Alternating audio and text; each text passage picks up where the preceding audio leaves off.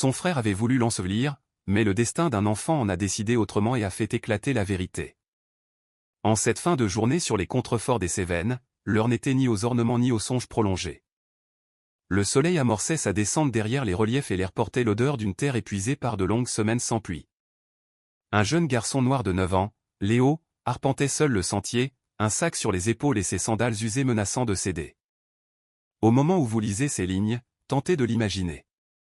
Fluet, les genoux éraflés, sa peau sombre luisante de transpiration, les yeux rivés au sol, cherchant du petit bois parmi les cailloux. Permettez-moi une parenthèse, d'où suivez-vous ce récit? N'hésitez pas à l'indiquer en commentaire. Sa présence ici n'était pas un choix, mais une nécessité. Chez lui, le gaz de ville relevait du luxe, et une récolte de bois signifiait que Monique, sa grand-mère, pourrait ce soir-là faire mijoter un bœuf bourguignon et préparer un café léger. À son âge, la plupart des enfants rêvent encore de jouets. Léo, lui, rêvait de jours où la faim se ferait moins sentir. Si la misère lui avait beaucoup pris, elle ne lui avait pas dérobé l'essentiel, une sensibilité à toute épreuve, de celle qui refuse de s'accommoder de la souffrance d'autrui. Il progressait, le dos voûté, saisissant une brindille, puis une autre, quand son insolite vint perturber la quiétude de la garrigue. Ni le grondement d'un orage, ni l'aboiement d'un chien, ni le simple craquement des feuilles mortes. C'était un bruit infime mais singulier, semblable au cri étouffé d'une personne bâillonnée. Léo s'arrêta net, le corps penché, une branche à la main. Il pensa d'abord à une hallucination, mais le son se répéta. Un gémissement sourd, semblant émaner des entrailles de la terre, là où seules des racines et des roches devraient se trouver. Une sueur froide perla sur sa nuque. Il balaya les alentours du regard. Personne. Le vent soufflait dans les chênes verts, les oiseaux continuaient leur symphonie comme si de rien n'était, mais la plainte persistait, obstinée, exigeant son attention. C'est précisément ici que le récit vous saisit, car l'action de cet enfant dans les instants qui suivirent dépasse ce que bien des adultes oseraient faire. Léo aurait pu accélérer le pas, se convaincre qu'il n'avait rien entendu, rentrer et inventer une histoire pour sa grand-mère. Il aurait pu se dire, cela ne me regarde pas, j'ai bien assez de mes propres soucis. Mais à la place, il prit son courage à deux mains et avança en direction du son, qui s'intensifiait à chaque pas pesant comme du plomb. Il déboucha sur une petite clairière où trônait un vieux chêne vert, son tronc massif et ses racines noueuses s'agrippant au sol telles des veines saillantes. La terre tout autour était fraîchement retournée, formant des tas irréguliers, comme si le travail avait été fait dans la précipitation et sans ménagement. Léo plissa les yeux. Il connaissait ces sentiers comme sa poche et ce remue-ménage était nouveau. Il fit encore 2 pas, son cœur tambourinant dans sa poitrine, et c'est là qu'il vit. Des doigts boursouflés, cyanosés, émergeant à peine de la terre, esquissant un mouvement infime, le dernier soubresaut d'une vie qui s'éteint. Sa respiration se bloqua. Ce n'était pas une fiction, ni un conte macabre de la radio. C'était un fragment de main humaine, bien réel, à quelques mètres de lui. Ses jambes se dérobèrent sous lui. Il voulut crier « Au secours !» Mais sa voix se mua en un faible murmure. Il se rapprocha encore, se penchant, lorsque le sol tressaillit et qu'une voix rauque, brisée par l'épuisement et la terreur, perça à travers une étoffe. « De grâce, ne m'abandonnez pas ici. » Ce n'était pas la complainte d'un esprit. C'était la voix d'un homme mûr, d'un homme habitué à donner des ordres, désormais réduit à l'état de suppliant. Léo recula d'un bond, manquant de lâcher son sac. Il n'avait que 9 ans. Il était tenaillé par la faim. Mais son cœur n'était pas de pierre. Une lueur s'alluma au fond de son regard. Un curieux alliage de peur et de compassion. Il aurait pu prendre ses jambes à son cou.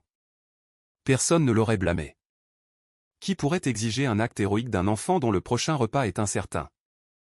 Pourtant, il demeura. Il fit une chose à la fois si simple et si monumentale. Il inspira profondément et choisit de ne pas fuir. Il s'approcha à nouveau du trou, et le tableau complet s'offrit à lui. Un homme, que la vie avait manifestement traité avec plus d'égard que lui, était enterré jusqu'à la poitrine. Sa chemise, bien que souillée et déchirée, était d'une étoffe de qualité, de celle que l'on trouve dans les boutiques que Léo n'avait jamais fréquentées. À son poignet, incrusté de boue, scintillait ce qui restait d'une montre de luxe. Ses mains étaient liées par une corde de nylon, et sa bouche était muselée par un tissu sombre, maintenant humide et maculé. Les paupières de l'inconnu étaient lourdes, mais à la perception de l'ombre de l'enfant, il les ouvrit avec un effort visible. Dans ce regard voilé, Léo lut ce que nulle fortune ne saurait acheter, la terreur pure de celui qui sait que son salut dépend entièrement de l'inconnu qui se tient devant lui. L'estomac de Léo se contracta. Un flot de pensées contradictoires l'envahit. Si je reste, ils peuvent revenir. Si je pars, ils meurent. Je suis trop faible. Et si c'est un bandit? Est-ce que ce serait un péché de l'abandonner? Ces questions ne se formulaient pas en phrases bien construites. C'était le chaos mental d'un enfant prématurément confronté à la dureté du monde. De ce tumulte, soudain, émergea une certitude. Une décision qui ne venait pas de la raison, mais de l'instinct. Les mains encore parcourues de tremblements, il déposa son sac, s'agenouilla sur la terre fraîchement remuée et se pencha vers l'homme. Il ignorait son identité. Il ne savait pas qu'il s'agissait de Stéphane Dubois, un magnate du Calvados. Pour lui, c'était simplement un homme en train de mourir. Et cette simple pensée suffit. Il se mit à creuser frénétiquement avec ses ongles, à fouiller dans son sac à la recherche de son vieux couteau de poche. En l'espace d'une minute, sans en avoir conscience, ce jeune garçon noir des Cévennes venait de basculer. De simple témoin d'une atrocité, il était devenu l'unique espoir de cet homme enterré vivant. Léo attaqua la corde avec son couteau, la lame usée peinant à mordre le nylon humide. Chaque glissade l'enduisait un peu plus debout. Chaque millimètre gagné arrachait à l'homme un soupir rauque, mélange de soulagement et de douleur. L'enfant dégageait la terre avec ses coudes, s'en mettant partout, mais il ne faiblissait pas. À son âge, la fatigue vient vite, mais certaines peurs sont un puissant carburant. Lorsque la corde céda enfin dans un claquement sonore, les bras de l'homme retombèrent inertes, comme vidés de toute force. Haletant, Léo se pencha davantage et entreprit de défaire le bâillon. Le tissu était moite et dégageait une odeur âcre, un mélange de produits chimiques et de sang séché. L'enfant dut tirer de toutes ses forces. Une fois la bouche libérée, l'homme prit une inspiration déchirante, comme s'il redécouvrait l'air après une éternité. Le son était si douloureux qu'il fit tressaillir Léo.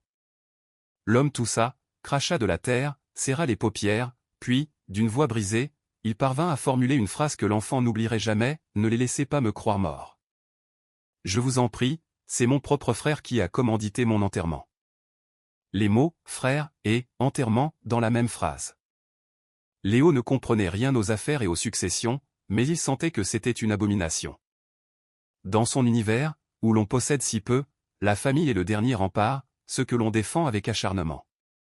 Qu'un frère puisse faire une telle chose à son propre frère était aussi inconcevable que la chute du ciel. L'homme tenta de se lever, mais la terre le retenait, une masse lourde et froide. Léo comprit qu'il ne survivrait pas longtemps, même libéré de ses entraves. Il scruta à nouveau les alentours. Le vide absolu. Juste les collines, le vieux chêne, et ce silence particulier qui précède les grands bouleversements. « Restez là, je vais vous aider », lança-t-il avec une assurance nouvelle. Il n'utilisa aucun titre de civilité, ses mots étaient à peine audibles, mais ils portaient le poids d'un engagement irrévocable. Il se redressa, rajusta son sac et commença à tirer le mort de sa tombe. Stéphane Dubois, nous l'apprendrions plus tard, était bien plus lourd que lui. Chaque centimètre gagné était une victoire. Léo sentait ses vêtements lui coller à la peau, la sueur piquer ses yeux, son souffle siffler dans ses oreilles. Mais il sentait aussi, au plus profond de lui, qu'il ne pouvait plus reculer. Un cœur innocent ne revient pas sur une promesse de secours. Stéphane, malgré ses gémissements, tentait de l'aider, s'arc-boutant sur ses talons, agrippant la terre. À chaque effort, Léo demandait, à bout de souffle, « Ça va, monsieur ? Vous tenez ?» Et la réponse de l'homme, d'une voix éraillée, transcendait le physique pour toucher à l'existentiel, « Tant que vous me tenez, je tiens. » Lentement, à force de traction désordonnée, ils parvinrent à l'extraire complètement. Il gisait sur le sol, trempé, couvert de boue, comme un nouveau-né issu de la partie la plus sombre de la vie. C'est à cet instant que Léo prit la décision la plus audacieuse. Il aurait pu le laisser là, courir au village le plus proche et alerter les secours. Il se serait ainsi déchargé de toute responsabilité. Les autres, les autorités, les badauds, ceux qui arrivent toujours après la bataille pour récolter les lauriers, auraient pris le relais. Mais il pensa à la petite maison de campagne de Monique, à son toit en tôle, ses murs fatigués, et à cette règle tacite, personne n'y entrait sans son consentement. Il savait que sa grand-mère risquait de se fâcher, qu'il s'exposait à de graves ennuis, que les coupables pourraient revenir. Pourtant, il se baissa, passa ses bras sous les aisselles de Stéphane et se mit à le traîner le long du sentier qui menait au chemin de terre. L'homme alternait entre évanouissement et phase de conscience où il posait des questions incohérentes. Léo n'avait pas de réponse, seulement une certitude, le laisser là, c'était l'achever, l'amener à sa grand-mère, c'était tenter quelque chose. Chaque caillou était un obstacle, chaque mètre une épreuve. Le soleil disparut, colorant le ciel de ce violet si caractéristique des crépuscules cévenols. L'enfant tirait toujours, les mains en sang, le souffle court. Lorsqu'il distingua enfin la silhouette de la maison de Monique se détachant sur le ciel mourant, une vague de soulagement et d'angoisse le submergea. Il savait qu'il y trouverait la chaleur d'un foyer, mais aussi que sa vie, en franchissant ce seuil avec cet homme, ne serait plus jamais la même. Et c'est ici, sans embâge, que notre histoire vous interpelle. Combien de fois croisons-nous l'injustice en détournant le regard? Combien de fois percevons-nous un murmure de détresse ou une rumeur, une violence, un abus et nous persuadons-nous que ce n'est pas notre problème? Léo, à 9 ans, couvert d'égratignures, a fait le choix inverse. Et cette décision, prise sur un chemin de terre des Cévennes, n'a pas seulement sauvé un homme riche et trahi. Elle a révélé, à son insu, le pouvoir d'un enfant pauvre et noir de modifier un destin qui semblait scellé. Monique attisait les braises quand elle perçut des bruits de pas traînants, accompagnés d'une plainte qui n'était ni animale ni éolienne. Elle sortit, son tablier à la main, et la vision qui s'offrit à elle lui glaça le sang. Son petit-fils, dégoulinant de sueur et de boue, tirait un homme adulte comme un vulgaire sac de jute. Elle ne cria pas tout de suite. Monique n'était pas femme à s'emporter facilement. Mais ses yeux s'agrandirent, reflétant ce mélange de stupeur et de colère propre aux grand-mères qui ont trop connu la misère. « Mais qu'as-tu fait, mon petit » souffla-t-elle, la voix à peine audible. Léo essaya de tout raconter en même temps, ses mots bousculés par l'épuisement et la peur. Mais un nouveau gémissement de Stéphane ramena tout le monde à l'essentiel. Avec une vigueur surprenante pour son âge, Monique saisit le bras de l'inconnu, l'aida à entrer et l'allongea sur le lit de camp. La lueur de la lampe à pétrole révéla un visage tuméfié, une peau marbrée de bleu, des plaies béantes. Un silence pesant, presque sacré, s'installa dans la petite pièce, le genre de silence qui accompagne la contemplation d'un revenant. Monique chaussa ses lunettes, humecta un linge et commença à nettoyer le visage de l'homme. « Ça, ce n'est pas un accident, » murmura-t-elle, comme pour elle-même. Épuisé, Léo s'appuya contre le mur, observant les mains ridées de sa grand-mère qui, avec une douceur ferme, ôtait la boue, découvrait l'étendue des blessures, extrayait de minuscules éclats de terre des coupures. La vieille radio, unique objet de valeur dans cette modeste demeure, diffusait en sourdine. Lorsque le bulletin d'information changea de sujet, Léo n'y prêta aucune attention, trop absorbé par l'homme sur le lit. Mais l'oreille de Monique, habituée à déceler l'important, se tendit. Le journaliste employait ce ton solennel réservé aux puissants. Aujourd'hui, à Paris, annonça-t-il, se sont déroulées les funérailles émouvantes de M. Stéphane Dubois, PDG du groupe Dubois, figure majeure de l'industrie du Calvados. Il a été inhumé ce matin au cimetière principal en présence de sa famille, de personnalités politiques et du monde des affaires. Monique se figea. Son regard alla de l'homme respirant péniblement à la radio, comme si elle attendait un démenti. Mais la nouvelle se confirmait. L'homme d'affaires était déclaré mort, pleuré par la nation. C'est à ce moment que l'inconnu ouvrit les yeux et, d'une voix d'outre-tombe, articula « Ils ne m'ont pas enterré là-bas. Ils m'ont enterré ici, dans la nature. C'est mon frère, Philippe, qui a tout manigancé. » Les mots tombèrent, lourds de sens, comme des pierres au fond d'un puits. Léo frissonna. Monique pinça les lèvres pour maîtriser le tremblement de ses mains. L'homme qui l'hébergeait n'était pas un quidam. C'était une personnalité que tout le pays croyait décédée. Et si ses agresseurs le pensaient enterré, ils cesseraient de le chercher. Leur salut ne dépendait que d'eux-mêmes. Un nouveau silence emplit la maison, un silence non plus de peur, mais de prise de conscience. Ils étaient impliqués dans une affaire qui les dépassait, une affaire qui pouvait soit changer leur vie, soit la détruire. Monique prit une grande inspiration et prononça les seules paroles qu'une femme de bien pouvait prononcer, « Vous voilà ici. Tant que vous respirerez, on s'occupera de vous. On verra après. » Léo la regarda, partagé entre le soulagement et l'effroi, comprenant que sa grand-mère venait, sans l'avoir cherché, de sceller un pacte qui allait bouleverser leur existence. Les jours qui suivirent furent comme un rêve éveillé, lent en apparence, mais d'une intensité intérieure féroce. Stéphane alternait phases de sommeil agité et de délire, où il marmonnait des bribes de phrases sur des contrats, des noms, des comptes en banque, des trahisons que Léo ne saisissait pas mais que Monique enregistrait, le front plissé. Il se réveillait parfois en sursaut, suffocant, comme s'il sentait encore le poids de la terre. Dans ces moments, Léo s'approchait pour lui donner à boire, soutenant sa tête avec une tendresse maladroite qu'aucun soin médical n'aurait pu égaler. Parfois, Stéphane agrippait son bras et murmurait « Ne pars pas ». Léo ravalait sa salive, ne sachant que répondre, incapable de comprendre pourquoi cet homme riche et puissant avait besoin de lui, un gamin aux chaussures trouées. Chaque lever de soleil ramenait son lot d'angoisse. Si Philippe croyait son frère mort, se contenterait-il de cela, ou viendrait-il s'assurer que la tombe était inviolée? Monique, dont la connaissance de la nature humaine égalait celle de ses plantes médicinales, savait que les scélérats sont méticuleux. Elle parlait peu, observait beaucoup, et la porte restait verrouillée, même en plein jour. Un matin, Léo décida de retourner sur les lieux. Il voulait vérifier qu'aucune trace ne les trahissait. Il marcha d'un pas rapide, le cœur battant. Le trou, creusé par les récentes pluies, semblait encore plus profond. Un éclat métallique attira son regard parmi les feuilles, un bouton de costume de luxe, gravé de minuscules initiales. Trop chic, trop déplacé. L'objet lui donna froid dans le dos. Il le glissa dans sa poche et rebroussa chemin, sentant son importance. Sur le retour, il croisa Jean, le mécanicien du village. Un homme à la peau tannée, au regard franc et aux mains calleuses. Après une brève hésitation, Léo se confia. Le flot de paroles était rapide, saccadé. Le visage de Jean passa de l'étonnement à l'indignation, puis à une colère sourde. Stéphane Dubois. Vivant, répéta-t-il, comme si les mots lui brûlaient les lèvres. Il raconta alors à Léo son propre passé à la distillerie, ses tentatives pour dénoncer la fraude sur le Calvados, son licenciement humiliant. Je savais son frère capable de malversation, dit-il, mais pas d'une telle monstruosité. Là, sur ce chemin poussiéreux, Jean prit une décision qui allait infléchir le cours des événements. Il accompagnerait Léo chez Monique. Non par curiosité, mais par devoir.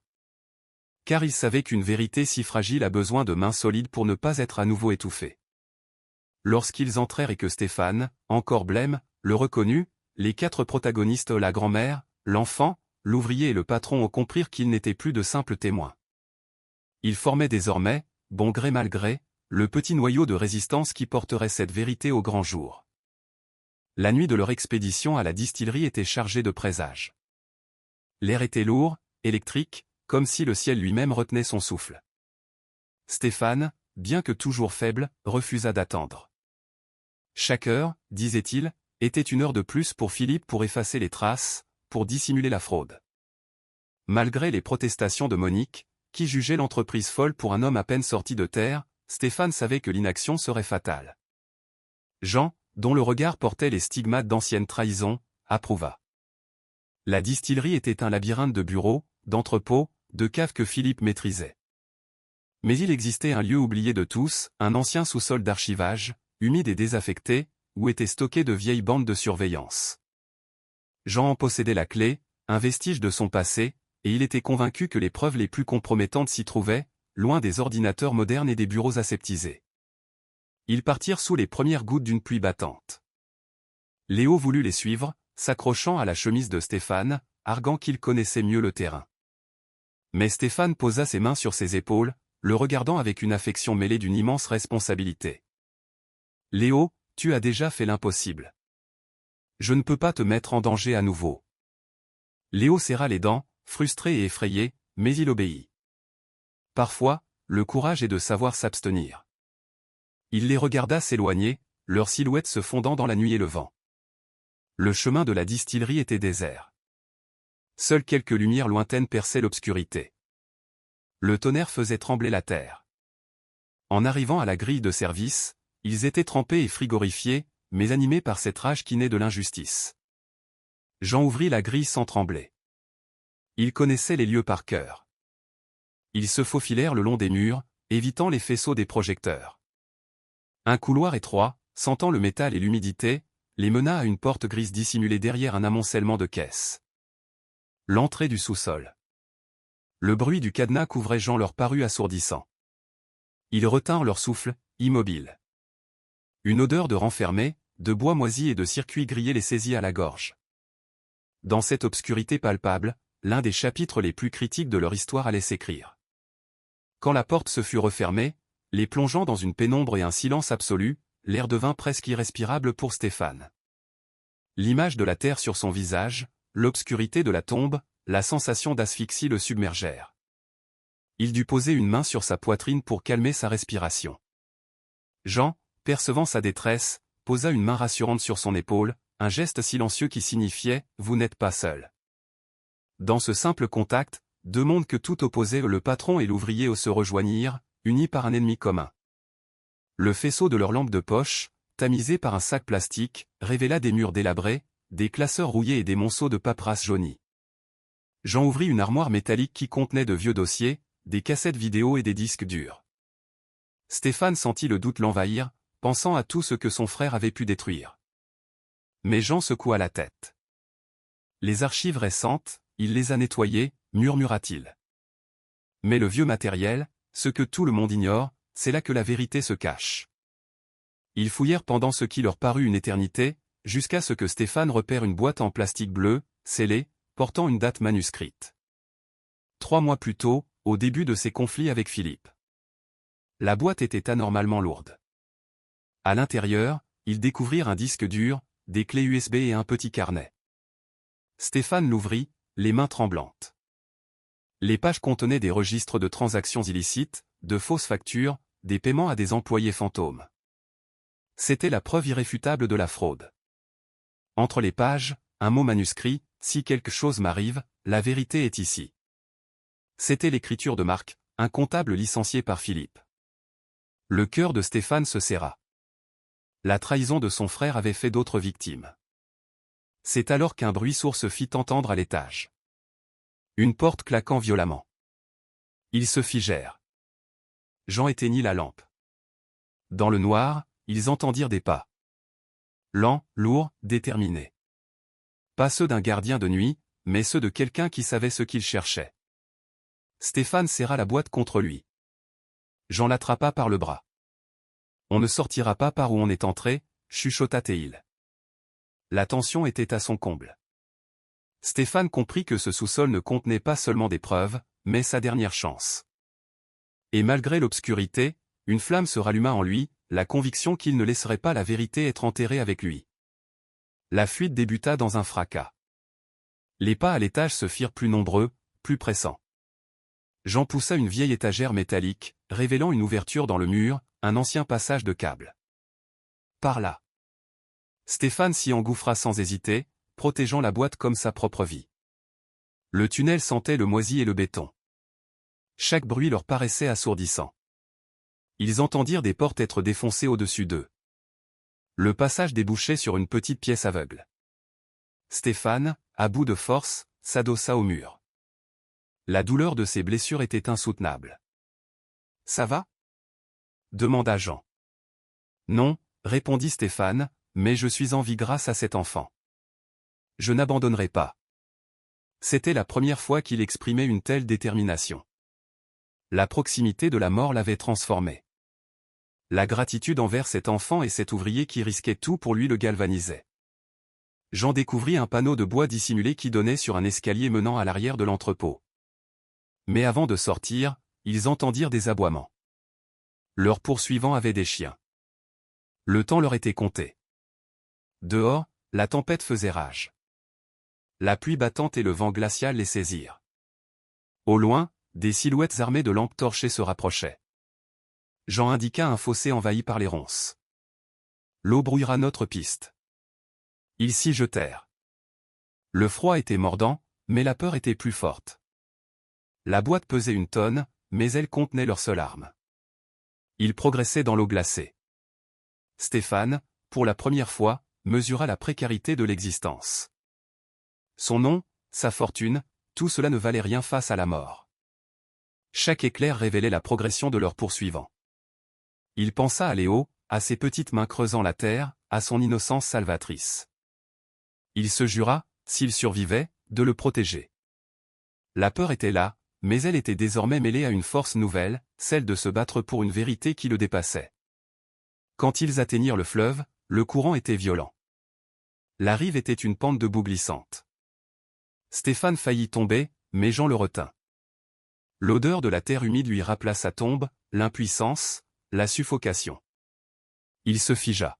« Ne flanchez pas maintenant, gronda Jean. On ne meurt qu'une fois. » Stéphane reprit ses esprits et s'enfonça dans l'eau glacée. Le courant menaçait de les emporter. Leur seul salut était un fourré dense de l'autre côté de la rive, un endroit que tout le monde évitait. Jean ouvrait la voie, se lacérant les bras dans les buissons. Stéphane suivait, luttant pour garder son équilibre et ne pas lâcher la précieuse boîte.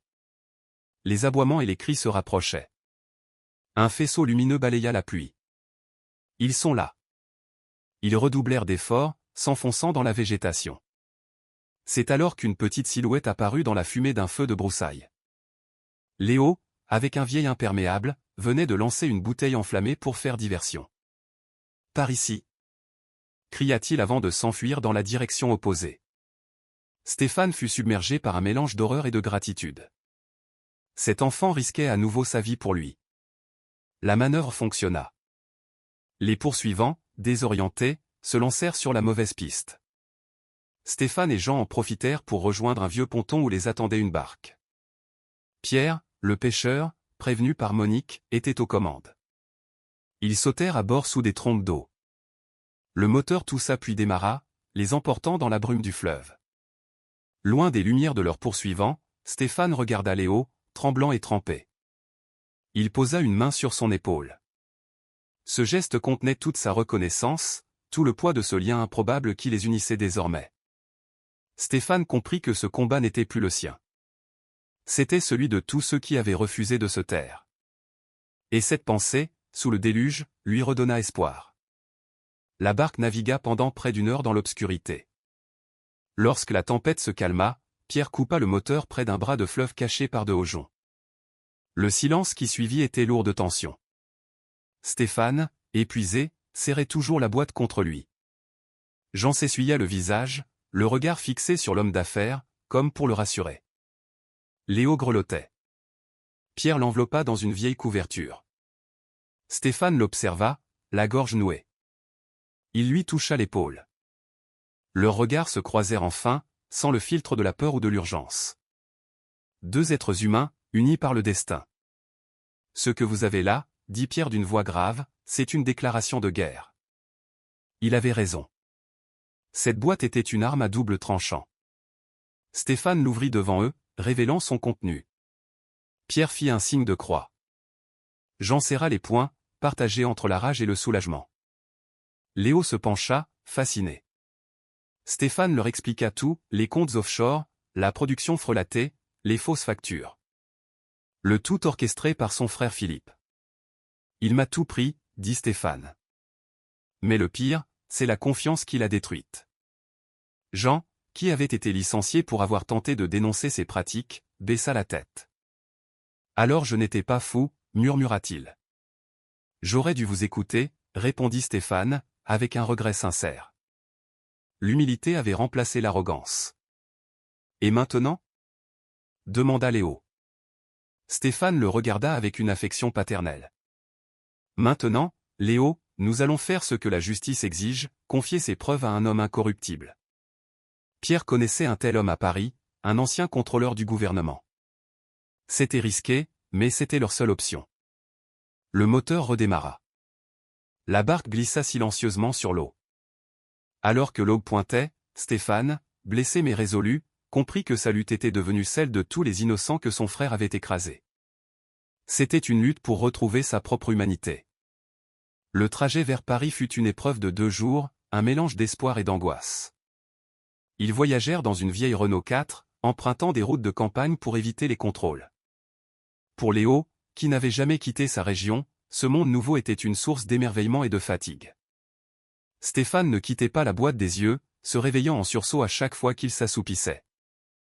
Jean conduisait, la mâchoire contractée, tandis que Pierre scrutait les rétroviseurs. Les nuits, il s'arrêtait chez des amis de Pierre, des gens simples et discrets. Stéphane se confiait, racontant sans phare la trahison de son frère, la façon dont il l'avait progressivement évincé de l'entreprise qu'ils avaient fondée ensemble. Je voulais le croire, disait-il, je n'ai pas vu qu'il préparait ma chute. Léo écoutait, peinant à comprendre comment un lien fraternel pouvait se muer en une haine si destructrice. Une nuit, Stéphane s'assit près de l'enfant. Léo, dit-il, sous terre, je me croyais fini. Tu m'as sauvé. Je ne sais pas comment te remercier, mais je te jure que ton courage n'aura pas été vain. Léo le regarda avec ses grands yeux noirs. Ne me payez pas, monsieur. Faites juste en sorte qu'il ne nous tue pas. C'est pour ça que nous allons voir cet homme, répondit Stéphane. S'il nous aide, la vérité éclatera. Au 3e jour, ils arrivèrent à Paris. La ville, autrefois familière à Stéphane, lui semblait maintenant étrangère, hostile. Jean se gara dans un quartier modeste, devant la maison de l'ancien contrôleur.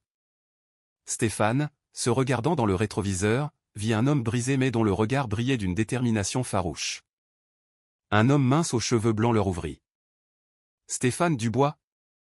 dit-il, son visage passant de la méfiance à la stupeur. « Mais vous êtes mort. » Stéphane le fixa. « Pas encore. Et j'ai besoin de votre aide pour que cela reste ainsi. » Après un long silence, l'homme, Bernard Lefebvre, les fit entrer. « Entrez. Ce que vous apportez pourrait bien faire exploser le pays. » Sur ce seuil, Stéphane sentit pour la première fois que la vérité était en marche et que rien ne pourrait plus l'arrêter. Bernard Lefebvre, un homme dont la carrière avait été une longue lutte contre la corruption, les installa dans son petit salon. L'atmosphère était tendue, presque solennelle. Jean montait la garde près de la porte, Pierre attendait en silence, et Léo observait la scène, conscient d'assister à un moment historique. « Montrez-moi ce que vous avez, » dit Bernard. Stéphane posa la boîte sur la table. Bernard examina les preuves, son visage se durcissant à chaque découverte. Puis il écouta le récit de Stéphane. Des heures durant, Stéphane raconta tout, le trou, la trahison, la manipulation, la fraude. Sa voix se brisa en évoquant le sauvetage par Léo. Bernard le regarda avec un profond respect. « Avec ça, dit-il à la fin, nous pouvons les faire tomber. Mais ce sera une bataille acharnée. »« Je suis prêt, » répondit Stéphane. Bernard se tourna vers Léo. « C'est toi, le héros de cette histoire, mon garçon. Le courage n'est pas une question de taille. » L'enfant rougit, mais une fierté nouvelle naquit en lui. Bernard se mit au travail, passant des appels, contactant des journalistes intègres, sécurisant les preuves. Une tempête se préparait. En quittant la maison ce soir-là, l'air de la ville leur parut différent. Léo prit la main de Stéphane. Il comprenait que l'homme à ses côtés n'était plus la victime qu'il avait sauvée, mais un homme prêt à affronter son destin. 3 jours plus tard, la nouvelle explosa. D'abord des rumeurs, puis des fuites, et enfin, la conférence de presse de Bernard Lefebvre.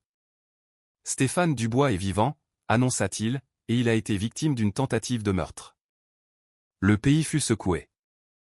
Les réseaux sociaux s'embrasèrent. Stéphane, depuis sa chambre d'hôtel, regarda la nouvelle, tremblant non de peur, mais de soulagement. Léo, à ses côtés, serrait les poings à chaque mention de l'enterrement. Jean se tenait droit, enfin vengé. Pierre avait les larmes aux yeux. Des mandats d'arrêt furent lancés contre Philippe Dubois et ses complices. Le pays se divisa, mais l'image de Stéphane arrivant au palais de justice, la boîte de preuves à la main, mit tout le monde d'accord. Maigre, blessé, mais le regard droit, il déclara simplement « La vérité ne s'enterre pas ». Philippe fut arrêté le jour même alors qu'il tentait de fuir. Son visage, déformé par la rage, fit le tour des journaux. Ce soir-là, loin du tumulte, Stéphane et Léo retournèrent chez Monique.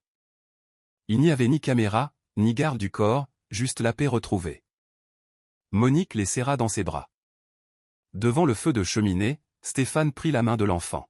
« Léo, tu m'as rendu la vie, mais plus encore, tu m'as rappelé qui je dois être. » Pour la première fois, Léo pleura. Non de peur, mais de soulagement. Il n'avait plus besoin d'être fort. Stéphane le prit dans ses bras. L'enfant sentit pour la première fois un sentiment de sécurité totale.